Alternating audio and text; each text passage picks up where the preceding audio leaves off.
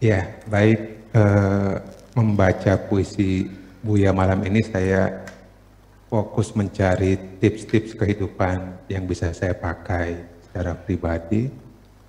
Dan saya mendapat cukup banyak tema malam ini, mulai dari kebahagiaan, bagaimana bertahan dalam kondisi salah dimengerti orang, terus berselancar dalam gelombang kehidupan yang turun naik, fluktuatif itu, senang susah, dan tips meningkatkan kualitas hidup.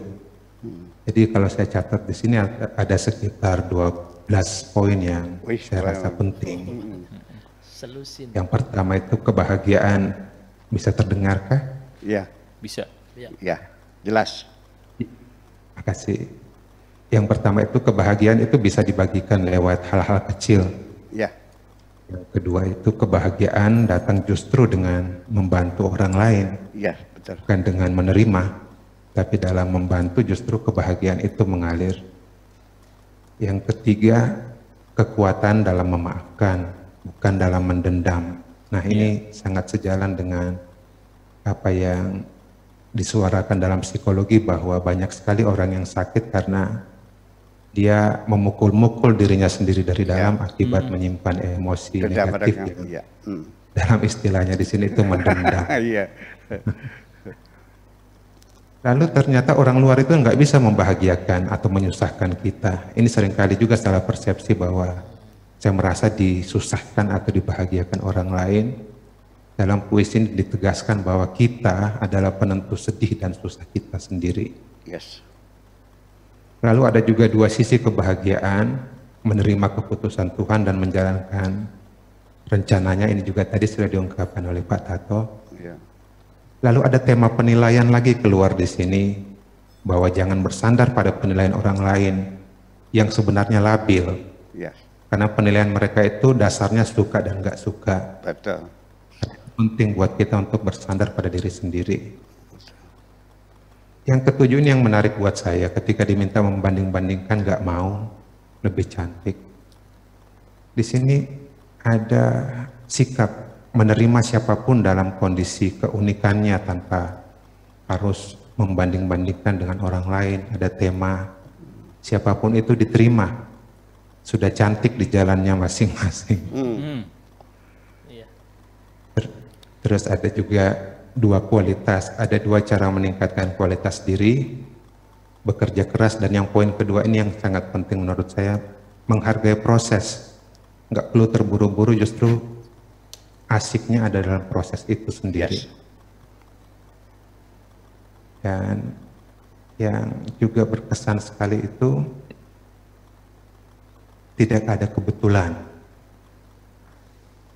Kebetulan itu hanya dikatakan oleh orang yang nggak tahu bahwa ada desainernya kehidupan ini. Yes, itu. Good. Saya kira itu aja Buya dari saya. Terima kasih. Terima kasih untuk Prof. Hans, psikolog dan juga dosen psikologi klinis di Undip Semarang malam hari ini, menyimpulkan kebahagiaan, kemudian juga kualitas hidup dan juga turun naik kehidupan.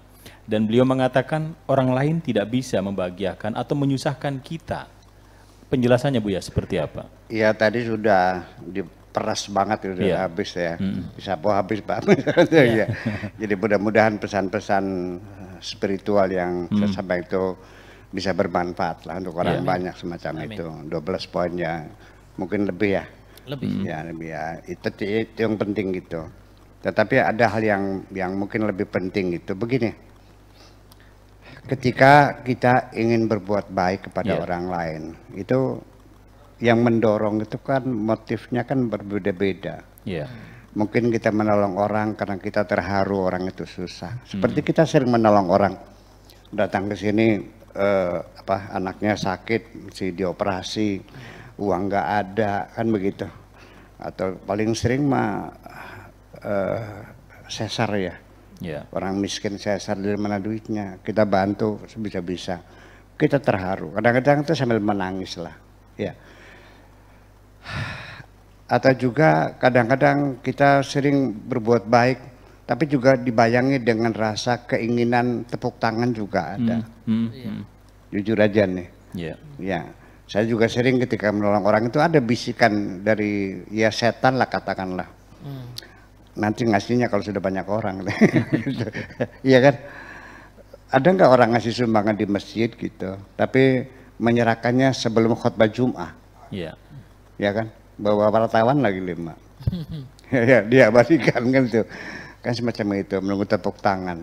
Nah ketika tidak ada yang tepuk tangan, kecewa kan? Iya. Jadi artinya bahwa ketika kita ingin berbuat baik dengan motif apapun, mungkin karena dendam kita, dulu orang itu menjatuhi kita tolong supaya dia sakit, ada juga. Dulu ketika Anda kaya, Anda menghina saya, telah Anda bangkrut, sekarang saya bantu supaya Anda menderita. Ada macam itu. Itu semuanya di penghujungnya, ketika kita berbuat baik kepada siapapun dengan ada harapan imbalan, di penghujungnya kita selalu kecewa. Yeah.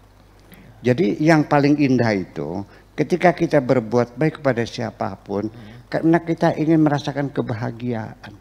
Karena dibalik membahagiakan orang lain, kita mendapatkan kebahagiaan yang sejati. Kebahagiaan yang kita rasakan karena kita bisa membahagiakan orang lain. Itulah namanya aroma sorga, Pak Mr. Hans. Iya. Terima kasih.